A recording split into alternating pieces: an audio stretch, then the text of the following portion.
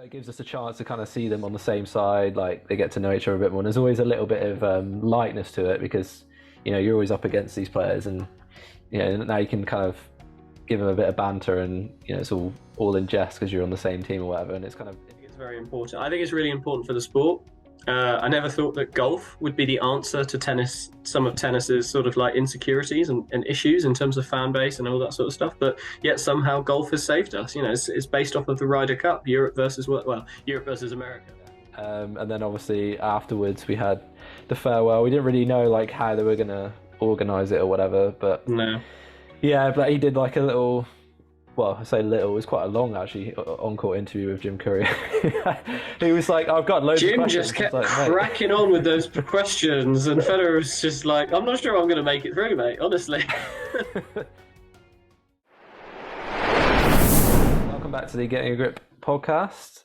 It's Laver Cup this weekend. Yeah, cheers to that. That sounds like a good advert, actually. I'm quite pleased with that. No branding. If anyone is mug. interested in advertising with us, we do have banter to go alongside it, just to let you know. Yeah. Well, Merlin is a bit of a mug, so. Anyway. Yeah, so, well, there is one major thing to talk about, but we're not going to start with that because it'll be a little bit upsetting, wouldn't it? I don't think we'd be able to make it through if we talked about a certain person. No, probably start crying a little bit too soon. Careful, you're talking about it too much too soon. My lips quivering. So yeah, well, let's just talk about the Laver Cup in general. So this is something that's been going on since 2017, I think it was the first time I started it. So it was, as far as I know, it was like it was started up, well, at least in large part from Federer. Dare I say that name? And I don't know who else was involved, but I think he was one of the main instigators in it.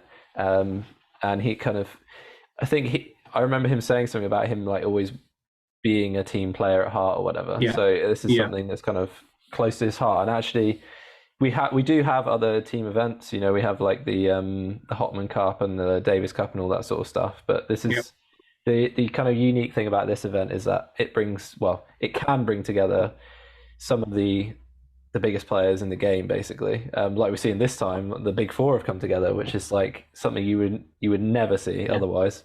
So it gives us a chance to kind of see them on the same side, like they get to know each other a bit more. And there's always a little bit of lightness to it because you're always up against these players, and now you can kind of give them a bit of banter, and it's all in jest because you're on the same team or whatever. And it's a different dynamic where they're almost like they're coaching each other as they go. And I think it's really nice for fans to see that aspect, because obviously it is quite an individualistic sport and can be quite lonely. So it's nice to kind of involve a bit of a team kind of ethic where you can. So yeah, I think this might be like the fourth or fifth one they've done then. I'm assuming they've done it pretty much every year. Maybe COVID put a stop to one or two of those years.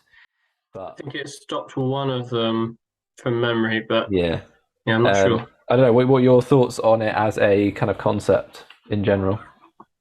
I think it's what tennis has needed for a very long time, and I'm glad Federer had the sort of forethought and the insight to actually come up with and push, hardline push the idea. It's nice to have sort of, past legends being team captains. We know that Roger's going to be a team captain one day. You can see it happening. These sorts of tournaments are very close to his heart. I think in a lot of tennis players, a lot of athletes, they always feel like team players, because when you are wrapped up in one sport, you tend to be a fan of another. You tend to enjoy playing other sports as well. Just because you're very good at one doesn't mean you only are interested in one sport. I think that is quite rare to find. Take Rafael Nadal, for example, at the French Open, and he went to go and watch Real Madrid play the very night after he'd won a match. So it's things like that really make a difference for a lot of these players. And to have that team aspect, the idea of Europe versus world, I think that's nice, because as much as you can have, like, the Davis Cup is nice from a team aspect, but a lot of these players, they don't see each other all the time, because a lot of the players that are on these Davis Cup teams, they're not top players. They're not in the top 50. sad thing to say, yes. But when these players are in the top 50, they spend all these tournaments together. They play all these matches against each other, these head-to-head rivalries. Most of them don't seem like they matter, but to these players, they've played each other like 10 or 11 times. And I think that matters because they see enough of each other that they probably do want to be on the same team. They probably do want to support each other. It's like when we saw Andy Murray playing that match against Alex de Minaur. And he hits one really, really nice drop shot off of a drop shot, and Djokovic is like shaking his hands, or too hot to handle. That's the sort of thing we want to see as fans as well, as much as the players want to do it for themselves, because they're not just there to be amazing at tennis themselves; they're there to appreciate good tennis and demonstrate good tennis as well. Yeah, I think you're right, because a lot of them, about the team kind of aspect of it, a lot of them probably have played other sports growing up as well. We know Nadal was like an amazing footballer or whatever. Could have gone either way. Knowing him, probably could have ended up as like one of Real Madrid's greatest players or something. Such as the kind of talent of the guy. So, and that's something, that's missing from tennis. I mean, they do have obviously teams of people behind them when they go around the world or whatever, and there's a bit of camaraderie there. But ultimately, when you're actually playing the sport, it's just you out there. So I guess in one way, it's great to have the support of your teammates there. But I guess maybe it puts more pressure on it though as well, because I did notice in some of these matches, like they were quite nervy, maybe more nervy than I would expect them to be. Because if you've got I don't know, some of the legends, legends on on your team, you're like, crap, I need to like sort myself out here, otherwise I don't want to embarrass myself in front of these guys. As much as it's pressure, I think that does help. That gives you that rise as well. Because when you play, for example, when you're learning tennis, for example, if you play someone better than you, you either will learn because you appreciate how they're better than you, and then can start to instigate that in your own game, or it makes you raise your game because otherwise you literally can't survive. And I think having those sorts of people there, having those legends there, helps these younger stars as well. It helps these sort of semi-established players. I say semi-established because obviously no one's managed to create any sort of winning streaks apart from the likes of Carlos Alcaraz of late. But these sorts of streaks just don't seem to happen, and so they don't seem to become sort of established top players. Whereas we're used to legends now. We're used to players that are just sort of, the top of the world and have stayed there for a very, very long time. Even in their darkest hours, they're still considered the top of the world because we knew how well they used to play, sort of thing. So, I think it's very important. I think it's really important for the sport. I never thought that golf would be the answer to tennis, some of tennis's sort of like insecurities and issues in terms of fan base and all that sort of stuff. But yet somehow golf has saved us. It's based off of the Ryder Cup, Europe versus America. But, that'd be a bit tough. Americans don't have the greatest selection of tennis players.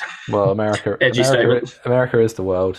I mean, according to them, or maybe in golf anyway, or basketball. It's the world championships, and it's just America. But you're right. I didn't actually fully compute that until like recently, that it is basically like the Ryder Cup of tennis in a way, with such as the way the points work, because each day the matches become basically more important essentially in terms of the points you get. So today's the last day, and I think it's like 3 points for each match you win or something. So actually, as we're doing this, Team World are actually now in the lead because they've won like 2 of the matches today, I think, and they were like 8-4 down or something after the first couple of days. So it it still brings that kind of, it keeps both teams interested until like the final couple of matches. Really, it's a bit like when you're coaching and you're like, how do I balance this so that like no one runs away with it? Let's just change a couple. Yeah, you don't want one group of kids to run away with the game, because otherwise a lot of others maybe get a little bit demoralized or that sort of stuff. So how can I control the game? How can I make it close? That's always the key. Now it's gone down to the final point. Oh, what a surprise. Yeah, I know. The final round. What an absolute shocker. You won the 1 point that was worth 5 points and not 1 point. Wow. Now it's down to this 1 point that's worth 10 points. Like next goal wins when you're losing like 10-1 or something. But who's kind of stood out for you in this Laver Cup? I know for me, one of the main guys has been Sock. I feel like they've just played him in like every blimmin' match they could. Bless him, he must be absolutely knackered by now.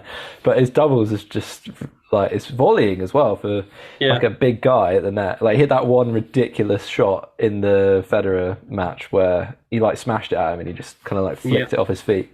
I don't know who kind of has stood out to you. There's been some amazing points. He's been outrageous. Yeah, Jack Sock's definitely stood out to me. I mean, obviously because we watched the specific match that made us all a little bit sad at the end of it. But I think with Jack, like, I've always known him as a singles player. I've not really thought of him much as a doubles player. I've not, but that's not because I thought he was rubbish.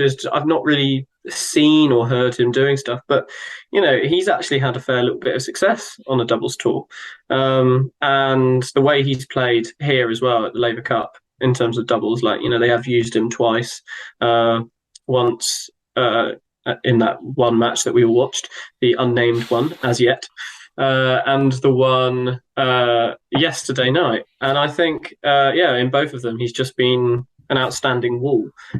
And that's the job in a doubles partnership. Like, one of you has to be the wall, and ideally both of you are. But yeah, he was absolutely solid. And as you say, he's a bigger guy.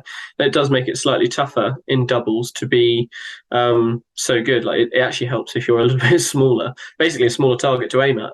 It almost helps. But he's been outstanding. I also wanted to throw something obviously Alsha Aliassime, because the way he's taken down Djokovic has been some astounding tennis. Like, he's played very, very well.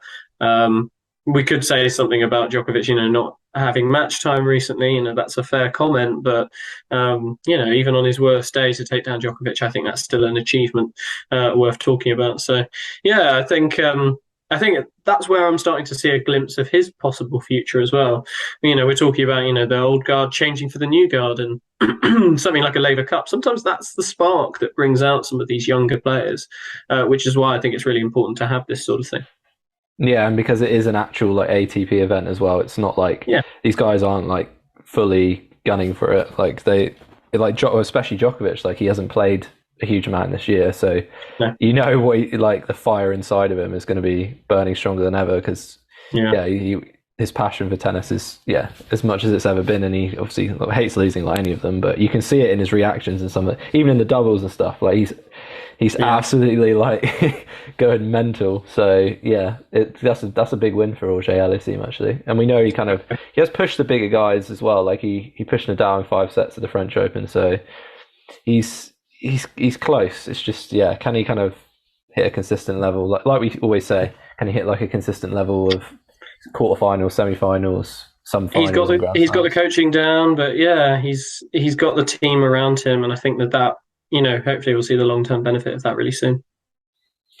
Yeah. Okay. I suppose the only other thing that we have to mention is said match and said farewell. Indeed. Nadal flew in pretty much just for this match, really. Well, and the kind of dinner the night before. The warm-up bit before it, the publicity. Bless him. He's got, I think his wife is like expecting their first child, so and whatever else he's got going on. So we watched that match. I mean, most of it after a few beverages, and it did get rather emotional. Like it was actually a good match, to be fair. Like considering Federer's like not played for God knows how long, and I don't want to say he was out of sorts, because he wasn't out of sorts, but you could tell he wasn't match fit. Some of the shots that he would normally make, sort of that sidestepped forehand down the line on the ad side, that's definitely something that he would make almost 100% of the time. Us mere mortals can't even contemplate that level of accuracy on a shot like that, but that's what he used to be able to do, and he made a name for himself just doing that shot alone, let alone everything else. So I think it's fair to say it was a good match, especially given the scenario. Yeah, his serving was still quite nice, as I thought it would be, because he just that's probably all he's practiced. He's probably just stood there slapping serves in. That was the most important shot. So his movement wasn't really there, was it? There was a couple of forehands he stretched for, and and maybe reactions a little bit of the net weren't quite there, but there was still one there was a few, but there was one specific volley that was just stunning. That little angle back cross court, the angled chop one, that was really nice. You don't appreciate as well when you look at it from a bird's eye view. You think, he's just hit it into the space. You literally go, oh, he's just hit it into space. Jack's gone that way.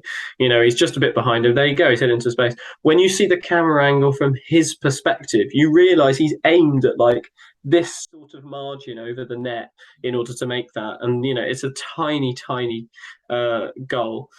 And yet somehow he makes that. So yeah, you don't lose that touch. no. But yeah, I mean, it was a great match to end on anyway. Like whether they won or lost, like it was a close match. I think we thought actually they were going to win like comfortably at one point, but it wasn't. The 6-4 win in the first set, we all thought, yeah, oh, good, it could happen here. It's like, no, come on, we want to make it interesting, and then it was like they were winning. Like, no, not that interesting. Too much. I literally said it out loud. I was just like, I feel like this needs to go to a tie break at least. It needs to be close enough for us to call it like a great match. Yeah. Yeah. And then obviously afterwards we had the farewell. We didn't really know like how they were gonna organize it or whatever, but no. Yeah, but he did like a little. Well, I say little, it was quite a long actually on-court interview with Jim Courier. He was like, I've got loads of questions. Jim just kept cracking on with those questions, and Federer was just like, I'm not sure I'm going to make it through, mate, honestly. I think he did actually do really well, especially considering he is very emotional anyway. Like he managed to, maybe because he's kind of processed it a little bit over the last kind of couple months, but then after that, it just like, he went out and kind of said like, goodbye and thanks and all that sort of stuff, and then what happened after that, like Ellie Goulding came out and then everyone just started like bawling their eyes out on the bench. Yeah. Him and Nadal sat there together like holding hands crying. It was just that's going to be a meme for a very long time. That they're going to be reusing that every time something remotely sad happens, or when they write your name wrong on a Starbucks cup, that picture will come up. It's literally all that rubbish is all that sort of stuff's gonna happen all over the internet, isn't it? So Federer's face is just like, yeah, bless him. Yeah, oh, it's lovely. I think cute. Nadal's reaction was especially beautiful. Knowing the rivalry they've had, but it's not a rivalry of hatred. And this is one thing that always bothers me, is just like the idea that in order to beat someone, you almost have to hate them. I completely disagree with that in all ways. Like tennis is such a personal sport in the sense that it doesn't really matter how good they are and how much you like or dislike them. The focus of a good tennis player is always on their own performance and their own ability. And this is, I think, why you see such outrage a lot of the time on the court. There are exceptions, but most of the time, if you see that anger and the shouting, and like Andy Murray, for example, like the shouting at himself, swearing at his box, it's always about him. It's always something he's done wrong. Oh, what have I done there? I haven't read what he did, all of that sort of thing. So, like I say, I think that they can be the best of friends, and that makes them the best rivals. Yeah, and it's the fact that they kind of, include Novak in this, they all, and Murray really, they all pushed each other on to become better, and like they kind of appreciated that over time, because maybe at the start you're like, I just want to beat this guy, like whatever it takes to beat this person. And then as you kind of go on, you sort of realize that the fact that you're wanting to beat this person is actually making you a better player, because you're thinking like, what areas of my game have I got to make better? And essentially you are both kind of contributed to making each other better. And this is it. Realize that over time. I thought Novak was super sweet as well. Bless him. He had his hands on Federer's shoulder. He was the one that instigated the lifting him up and all that sort of stuff. I think Novak knows, like, people criticize Novak all the time about the sort of personality he is, but it's moments like that you see, like, he's just as sweet as the rest of them. Like the criticism he gets constantly, on the tour, like, the vaccine stuff, everything. I was just like, we might not agree with his decision, but you've got to admit it's still his decision, whatever these things are. The way he deals with things, and a lot of people don't appreciate the way he grew up as well. He grew up in a civil war conflict. Like, he's got that mentality where he has to. He has to feel like he's fighting for it, and I think that helps him. So judging the way he is on court and stuff like that, it's pantomime villain and all of this rubbish. It's just like, leave it out. Like, he's just as human as all the others. And like even if his stretches are, out superhuman. Oh yeah, God. But he's pretty funny guy as well. Like, him and Murray had some good banter, and they're all like sweet guys, and Yeah, Oh, they're yeah. just no, they're like fairly normal people. I mean, they've got loads of money, sure, and like but they are like at heart, I think they are like just like relatively normal people. So I think that's what Yeah. people like. They kind of that's what endears them You to the wanna you fans and wanna stuff. see the vulnerability. That's what fans like to see. Yeah. You don't just want to see a machine turn up and win tournaments. Yeah. Yeah, so yeah, that's our thoughts on the Laver Cup. Obviously, give us your thoughts down below, whatever, on the farewell and where you kind of see where do you see Novak and Rafa going from here? Like, is it gonna lessen their motivation, or is it the young guns that are gonna like still kind of push them on? Do you think? And yeah, if you have enjoyed it, obviously give it a follow on Apple Podcasts or Spotify or wherever you get your podcasts, and on YouTube. Like it, share it around, and subscribe. And we will see you in the next one.